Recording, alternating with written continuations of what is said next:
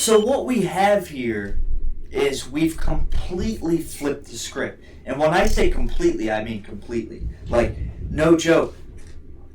If you watch a movie today, the women act exactly like the men used to, and the men act like the women. It's very subliminal, and I wish I had an example in my head. I had one.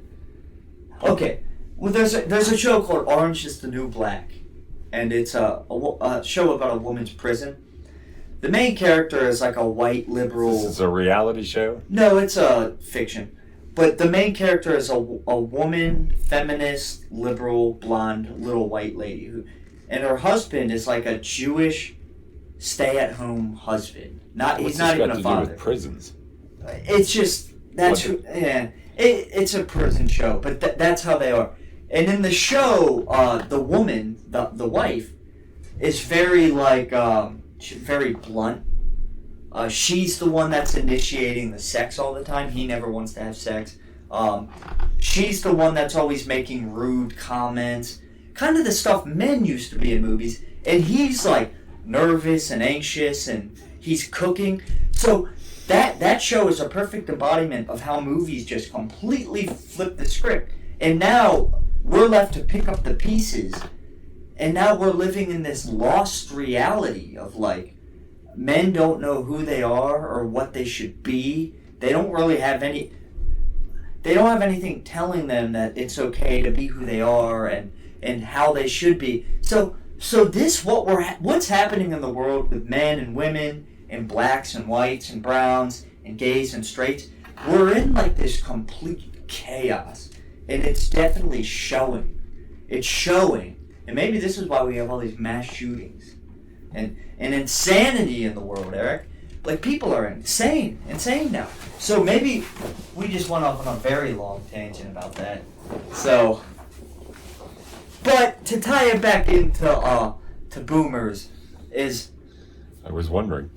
So when you were younger, Eric, when you turned 18 and moved out of the house, I imagine that boomers had a couple things in mind. One of them was... I could start a family, get a house, and live the American dream. The economy's good. Everything's booming. And two, you kind of knew what you were expected to be. Because when you watch PSAs from back in the 50s and 60s, they were PSA, like public service announcements. They were very based in, like, conformity. Everybody wore suits. Yeah. By cleansing your skin of dried sweat, skin scales, and dust, which accumulate constantly. And there was like order and structure. So boomers, you guys were lucky enough to have that. We don't have it anymore. Is the point I'm trying to make. Okay, you're saying that lives for boomers were still pretty structured, and there's no structure anymore. No structure. Well, you're right about that, but there was a downside to that. What was the downside? The downside was I was effectively discouraged from thinking for myself. Yes. There was a little too much structure. Now, mom and dad, they were very conservative. They were very religious, and they believed in that kind of structure. And we were overtly and. I imagine that your parents were kind of strict. They probably hit you. They hit you. They did not spare the rod, as they say. And the bullies hit you too. Bullying nowadays is more mental. It's not, you don't get beat up by a pack of kids now. Yeah. Like in the good old days. Like in the good old days. So I think boomer parents, they wanted to drown the kids in gifts and money and love. And of course we got too much love. Because we can't handle criticism and we can't handle failure. My ability to handle stress is fucking awful. It's almost fucking non-existent. What they should have done was they should have taught us more, I say this all the time. They should have taught us how to slowly try to achieve our goals. They should have taught us how to cook at a younger age. Here's another thing. That video. Did you see the part of the video where they said they dropped funding for a lot of classes that we needed, like life skills, and they focused too much on horse shit, like science, like stuff that we don't need to know about, and math. And math. Wait, who needs wait to a minute. know math? Are you being sarcastic there? Not really. Because you think there's too much emphasis on science and math in our educational system? Yes. Science and math, technically, they should have been able to predict that fucking calculators were going to do all this. You know? How did they not see that coming? I don't know, but it's not just about calculators. I mean, I don't think any society, any culture, any country can long endure without a familiarity with, at the very least, and some mastery of basic science and math skills.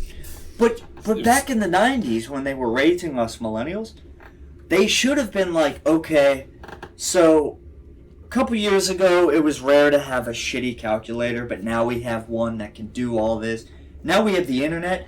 Why didn't they predict that technology was going to be so damn good we weren't going to need it? And I mean that, Eric. We're not going to need it soon. Not going to need what? Math. We're not going to need math soon. You mean because it'll be done for you on your calculator? Exactly. The upward trajectory of how technology. did we get those calculators? Somebody invented the calculator. Somebody decided to go into the electrical engineering field, and they were invented. Now they're inventing things that can invent now. Yeah, and they should have been able to predict that.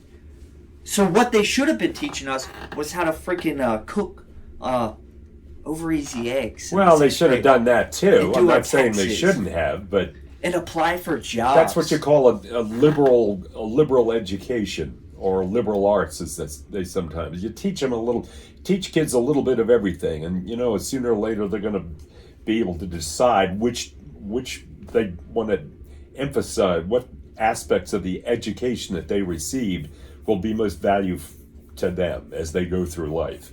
If some kids are just fascinated by science, and they want to go into engineering fields, they want to become doctors. 2% of kids are interested in science. Yeah, why did they teach it to all of us? That's a damn tragedy. Why did they teach it to all of us? What?